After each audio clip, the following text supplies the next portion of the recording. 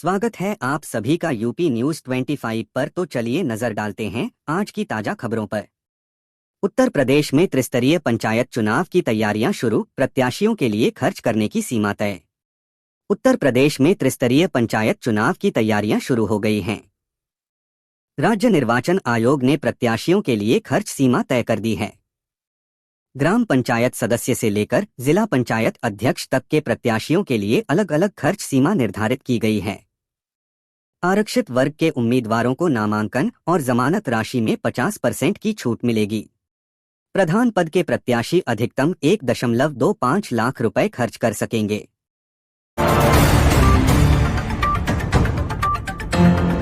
फिरोजाबाद में दर्दनाक हादसा, रोटावेटर में फंसे बच्चे की मौत।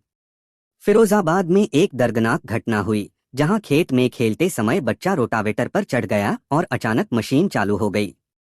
कुछ ही सेकंड में मासूम उसके ब्लेड में फंस गया और मौके पर ही उसकी मौत हो गई। हादसा पिता की आंखों के सामने हुआ, जिससे गांव में मातम छा गया। पुलिस ने शव को पोस्टमार्टम के लिए भेज दिया है।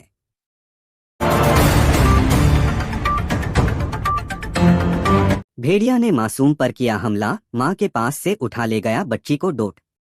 बहराइच जिले से दिल दहला देने वाली घटना सामने आई है, जहां एक भेड़िया घर में सो रही 2 वर्षीय बच्ची को मां के बगल से उठा ले गया। बताया जा रहा है कि परिवार रात में घर के आंगन में सोया था, तभी भेड़िया अचानक आया और बच्ची को अपने जबड़ों में दबोचकर जंगल की ओर भाग गया। बहराइच नाव हादसा, सीएम योगी ने हेलीकॉप्टर से घटनास्थल का किया निरीक्षण। बहराइच में हाल ही में हुए नाव हादसे के बाद मुख्यमंत्री योगी आदित्यनाथ ने हेलीकॉप्टर से घटनास्थल का निरीक्षण किया। हादसे में प्रभावित परिवारों से मिलकर उन्होंने उनकी स्थिति का जायजा लिया और राहत कार्यों का निर्देश दिया। इस दौरान मुख्यमंत्री ने पीड़ित परिवारों को प्रत्येक परिवार के लिए 4 लाख रुपए का चेक वितरित किया।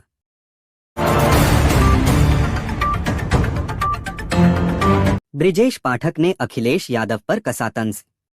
उत्तर प्रदेश के उप मुख्यमंत्री ब्रिजेश पाठक ने सपा प्रमुख अखिलेश यादव पर निशाना साधते हुए कहा कि राजनीति सोशल मीडिया या चैटजीपीटी जैसे डिजिटल माध्यमों से नहीं चलती। उन्होंने तंज कसा कि जनता के बीच जाकर उनकी समस्याएं सुनना और समाधान देना ही असली राजनीति है। पाठक ने कहा कि विपक्ष सिर्फ बयानबाजी और ट्वीट तक सीमित है, जबकि भाजपा सरकार जनता के विकास के लिए जमीनी स्तर पर काम कर रही है।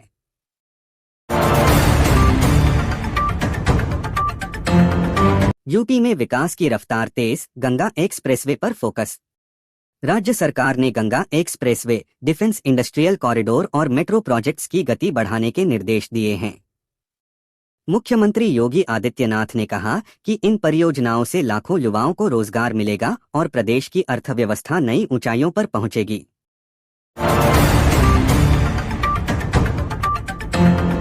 कांग्रेस ने प्रज्ञा सिंह को बनाया यूपी एआईपीसी का अंतरिम प्रमुख।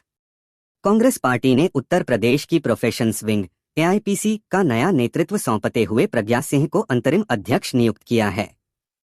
पार्टी ने उम्मीद जताई है कि उनके नेतृत्व में युवा और पेशेवर वर्ग को जोड़ा जा सकेगा।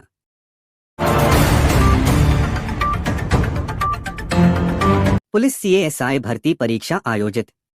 प्रदेश भर में आज सब इंस्पेक्टर सी और असिस्टेंट सब इंस्पेक्टर एएसआई पदों के लिए लिखित परीक्षा आयोजित की गई। परीक्षा शांतिपूर्ण माहौल में पूरी हुई। पुलिस विभाग ने कहा है कि किसी भी परीक्षा केंद्र से गड़बड़ी की सूचना नहीं मिली। अभ्यर्थी अब उत्तर पुस्तिकाओं के मूल्यांकन का इंतजार कर रहे हैं।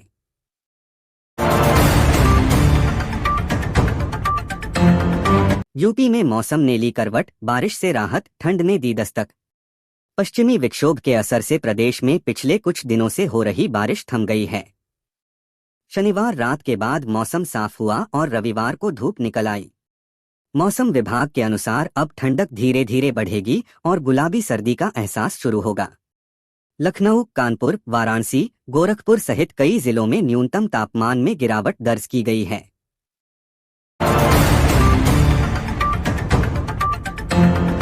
अखिलेश यादव का बिहार दौरा। अखिलेश यादव ने शनिवार से शुरू हुए अपने बहुदिवसीय चुनावी दौरे में बिहार की विधानसभा चुनावी लड़ाई को रोजगार बनाम भाजपा की लड़ाई कहा। दरभंगा जिले के बहादुरपुर विधानसभा क्षेत्र में एक बड़ी रैली को संबोधित करते हुए उन्होंने भारतीय जनता पार्टी को शोषक पार्टी बताते हुए कहा कि युवाओं को सम्मानजनक नौकरियां देने की बजाय उन्हें बोझ बनाकर छोड़ दिया गया है।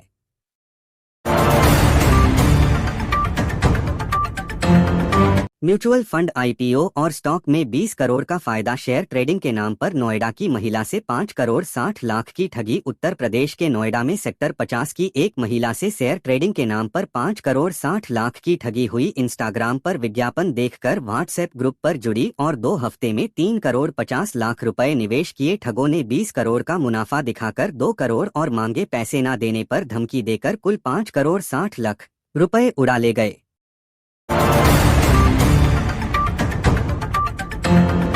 यौन शोषण केस में सांसद चंद्रशेखर आजाद को बड़ी राहत।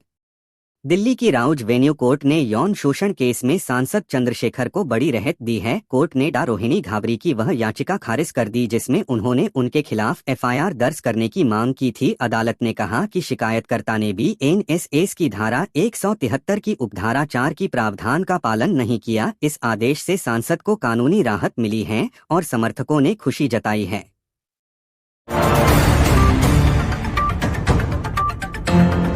बेमौसम बारिश ने किसानों के मेहनत पर फेरा पानी। फसल का मुआवजा दे यूपी सरकार।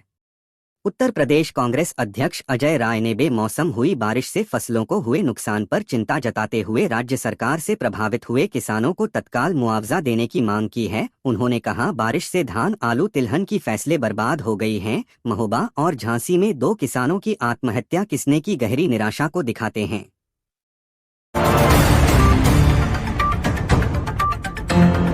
संघर्ष से सशक्तिकरण तक समाजवादी पार्टी की जुझारू नेता भारती चौहान को प्रदेश महासचिव की जिम्मेदारी।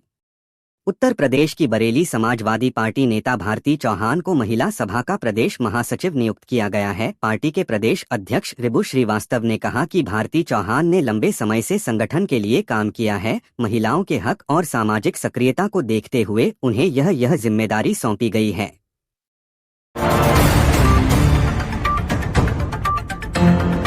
आजादी के इतने सालों बाद भी परिवार से बाहर एक भी नेता पैदा नहीं कर पाई कांग्रेस मंत्री दयाशंकर सिंह।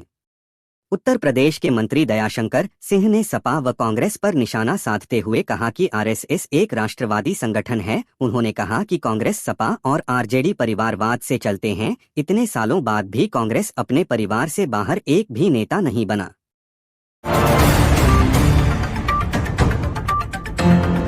ये कहते हैं कैम्ब्रिज से पढ़ा हूँ लेकिन डिग्री नहीं है। इनके पास सीएम योगी ने एक बार फिर ली रवि किशन की चुटकी। उत्तर प्रदेश के गोरखपुर में मुख्यमंत्री योगी आदित्यनाथ ने एक बार फिर बीजेपी से सांसद व अभिनेता रवि किशन की मंच से मजेदार चुटकी ली। मुख्यमंत्री ने मुस्कुराते हुए कहा कि आप तो कहते हैं कैम्ब्रिज से पढ़े हैं, क्या डिग्री ली है क्या? इस पर रवि किशन हंसते हुए कहा, नहीं मैं तो 12वीं तक पढ़ा हूँ। मंच पर मौजूद लोग जमकर ठहाके लगाते हुए नजर आए।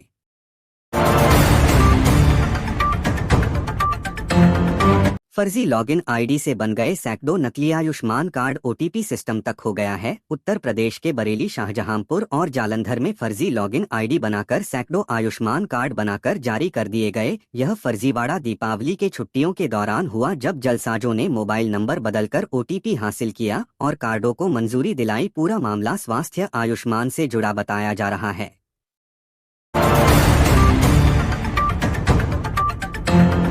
यूपी से बन रही बिहार में रणनीति। योगी केशव के बाद अखिलेश मायावती की एंट्री, क्या बदलेगा समीकरण? उत्तर प्रदेश से बिहार चुनाव के लिए बीजेपी की रणनीति सीधी दिख रही है। प्रधानमंत्री मोदी, मुख्यमंत्री योगी और डिप्टी सीएम केशव प्रसाद मौर्य सक्रिय है। पहले चरण की वोटिंग 6 नवंबर को है। बीजेपी ने जहां पूरा जोर लगाया है, वहीं अब विपक्ष की ओर से अखिलेश यादव और मायावती भी चुनावी मैदान में उतरने की तैयारी में।